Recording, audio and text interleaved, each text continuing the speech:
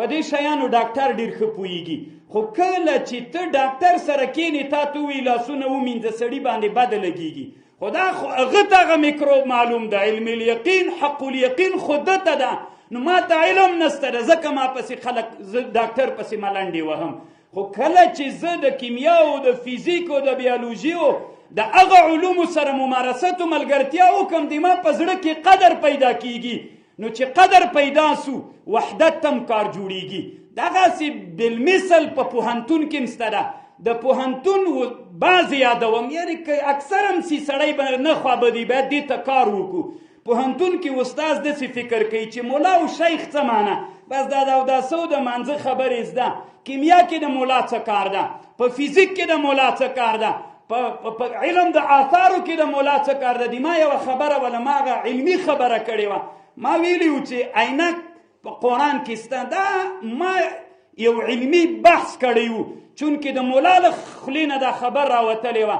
که دا د پوهنتون د عالم د علم د آثارو د عالم نه دا خبر راوتلې وه استقبال به یې سوی وو. د ما هغه خبر څومره علمي خبر وه چونکې مونږ دواړو طرفونو نه د پوهنتون محصل و شاګرد داسې خبر کوي. هغه وی چې دا خبره مولا وکړه دا خو د مولا ده نه، نو مولا دې کې څه کار لري. ما داسې خبر کړی وله. هسې یو مثال یې وایم.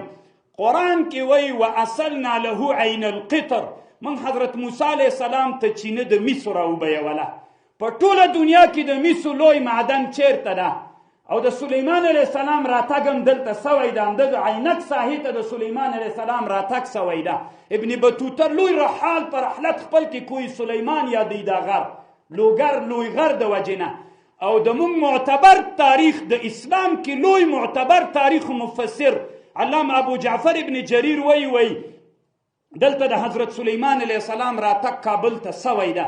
نو چې سوی ما ویلې تاسې داسې وکئ عین القطر عینک د دې هغه مناسبت ولټوئ کیدی سي د هغه ساحه وي.